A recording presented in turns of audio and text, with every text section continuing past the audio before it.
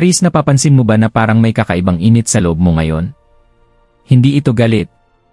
Hindi rin ito simpleng motivation. Parang may energy na gustong kumilos, gustong magsimula, pero hindi mo pa maipaliwanag kung saan patungo. Mabilis ang isip mo, pero may bahagi sa iyo na tahimik na nag-oobserba. May dahilan kung bakit ganito ang pakiramdam mo. At kung Aries ka, mahalagang maintindihan mo kung ano talaga ang ipinapakita ng kasalukuyan mong enerhiya. Dahil minsan, ang tunay na kapangyarihan ay hindi nasa bilis ng galaw, kundi sa malinaw na pag-unawa sa sarili. Aries, kilala ka bilang matapang, mabilis kumilos, at hindi natatakot sumubok. Pero ngayon, parang may mas malalim na nangyayari sa loob mo. Hindi lang ito tungkol sa pagiging active o driven. May kakaibang awareness na unti-unting lumalakas. Parang mas ramdam mo ang bawat reaksyon mo, bawat desisyon, bawat pagod. Minsan gusto mong magmadali, pero may bahagi sa iyo na nagsasabing, sandali lang. Ang kasalukuyan mong enerhiya ay hindi aksidente. Isa itong salamin ng kung nasaan ka ngayon, mentally, emotionally, at spiritually. Hindi ito babala at hindi rin ito hula. Ito ay pag-unawa. Dahil kapag naintindihan mo ang sarili mong apoy, mas nagiging malinaw kung saan mo dapat ilagay ang lakas mo. At doon nagsisimula ang tunay na kontrol. Aries, ang enerhiya mo ngayon ay parang apoy na hindi mo kayang baliwalain. Hindi ito basta simpleng pagiging masipag o motivated. Mas malalim ito. Parang may constant na paggalaw sa loob mo, kahit tahimik ka sa labas, ang isip mo tuloy-tuloy ang takbo. Napapansin mo ba na mas mabilis kang mainip ngayon? Kapag mabagal ang progress, parang may frustration na agad na sumisilip. Hindi dahil mahina ka, kundi dahil likas sa iyo ang momentum. Gusto mo ng movement. Gusto mo ng resulta.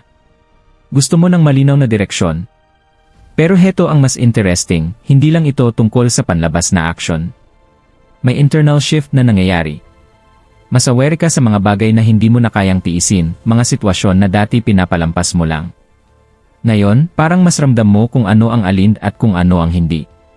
Ang apoy mo ay hindi galit. Hindi rin ito rebellion. Isa itong signal ng pagiging buhay na buhay ng energy mo. Active ang drive mo. Active ang instincts mo. Active ang desire mong kumilos. Ang tanong ngayon ay hindi ano ang mangyayari. Ang mas mahalagang tanong ay, saan mo dinadala ang apoy na ito? Dahil Aries, kapag hindi mo inintindi ang sarili mong energy, maaari kang mapagod ng hindi mo namamalayan. Pero kapag na-observe mo ito ng malinaw, doon mo makikita kung gaano kakalakas sa kasalukuyang sandali. Aries, bukod sa apoy na nararamdaman mo, may isa pang malinaw na nangyayari, ang isip mo ay hindi nagpapahinga. Maraming pumapasok na ideas. Minsan sabay-sabay. May mga plano kang gustong simulan, mga bagay na gusto mong ayusin, mga desisyong gusto mong gawin agad.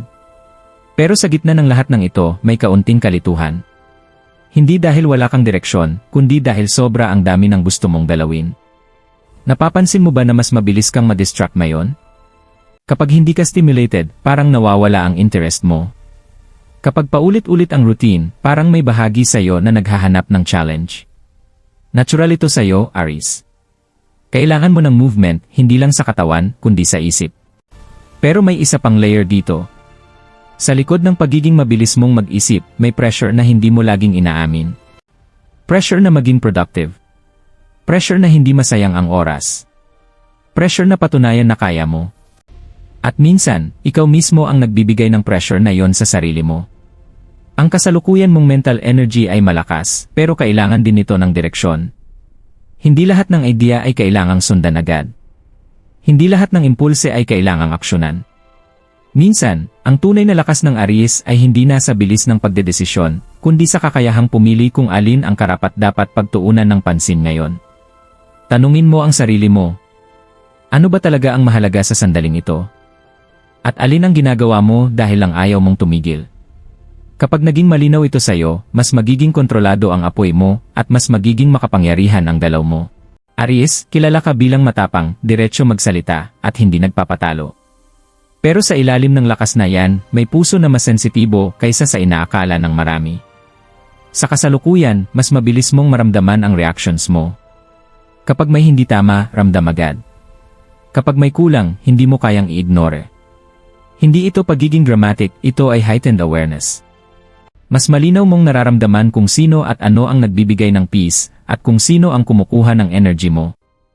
Minsan, dahil sanay kang maging strong, hindi mo sinasabi kapag napapagod ka na. Hindi mo agad inaamin kapag may nasaktan sa'yo. Mas madali para sa'yo ang kumilos kaysa mag-open up. Mas natural sa'yo ang magdesisyon kaysa magpaliwanag ng nararamdaman. Pero ngayon, may subtle shift.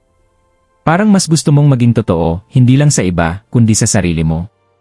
Hindi mo na kayang magpanggap na okay kung hindi naman talaga. Hindi mo na kayang itago ang frustration sa likod ng tapang. At mahalagang maintindihan mo ito. Ang pagiging emosyonal ay hindi kahinaan. Ang apoy mo ay hindi lang para sa action. Nandyan din ito para protektahan ang puso mo. Pero kapag sobra ang pagprotekta, minsan nasasara mo rin ang sarili mo. Sa sandaling ito, ang emosyon mo ay parang kompas. Ipinapakita nito kung saan ka drained at kung saan ka energized. Kung saan ka tunay na masaya at kung saan ka napipilitan lang. Aries, hindi mo kailangang patunayan palagi na malakas ka. Minsan, ang tunay na lakas ay ang pag-amin na may nararamdaman ka at ang pag-unawa kung bakit. Kapag pinakinggan mo ang emosyon mo imbes na labanan ito, mas magiging malinaw ang focus mo. At mas magiging balanse ang galaw ng enerhiya mo. Aries, likas sa'yo ang kumilos agad. Kapag may naisip ka, gusto mong simulan. Kapag may problema, gusto mong resolbahin. Hindi ka sanay sa paghihintay. Pero sa kasalukuyan mong enerhiya, may mahalagang paalala, hindi lahat ng apoy ay kailangang magliyab ng malakas para maging makapangyarihan. May pagkakaiba ang pagiging mabilis at pagiging malinaw. Sa ngayon, maaaring nararamdaman mo na kaya mong gawin ang maraming bagay sabay-sabay. At kaya mo talaga. Pero ang tanong ay, kailangan ba? O baka may bahagi sa'yo na takot lang tumigil dahil kapag tumigil ka, mas maririnig mo ang sarili mong pagod. Ang balance para sa'yo ngayon ay hindi tungkol sa pagpapahina ng energy mo. Hindi mo kailangang bawasan ang apoy mo. Ang kailangan mo ay direksyon at tamang pacing. May mga sandali na ang pinakamalakas na galaw ay ang pag-pause. Ang paghinga. Ang pag-obserba bago umaksyon. Subukan mong pansinin. Kapag kalmado ka, mas malinaw ang desisyon mo. Kapag hindi ka nagmamadali, mas kontrolado ang resulta. Ang apoy na walang kontrol ay madaling maubos. Pero ang apoy na may disiplina, tumatagal. Mas steady. Mas intentional. Sa kasalukuyan, ang tunay na power mo ay nasa kakayahang pumili kung kailan ka abante at kung kailan ka hihinto sandali. Hindi ito kahinaan. Ito ay maturity ng energy. Aries, hindi mo kailangang patunayan ang lakas mo sa pamamagitan ng pagod. Minsan, ang pinakamatapang na desisyon ay ang alagaan ang sarili mong ritmo. Aries, ang enerhiya mo ngayon ay hindi random. Hindi ito basta mood. Isa itong mensahe ng awareness. Sa dami ng apoy, galaw, at intensity na nararamdaman mo, may isang malinaw na tema, mas nagiging conscious ka sa kung sino ka sa kasalukuyan.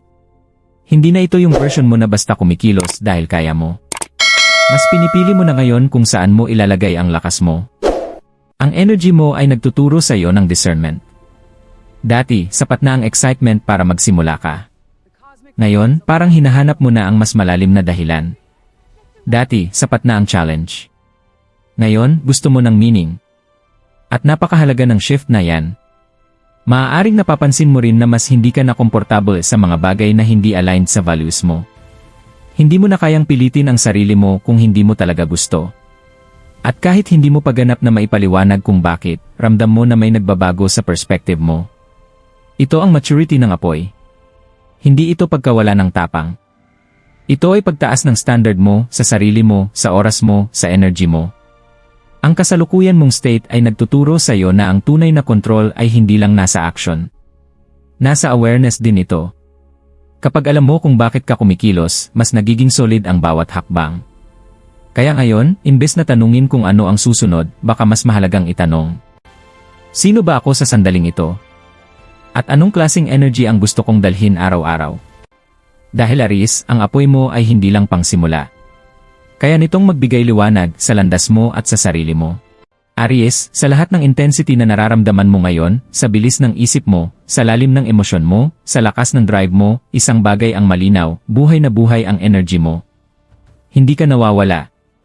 Hindi ka naliligaw. Dumadaan ka lang sa mas malinaw na pag-unawa sa sarili mo. Ang apoy mo ay hindi kalaban. Hindi ito dapat katakutan o pigilan. Isa itong regalo. Pero tulad ng anumang malakas na enerhiya, kailangan itong hawakan ng may awareness. Hindi mo kailangang magmadali. Hindi mo kailangang patunayan ang lakas mo sa kahit sino.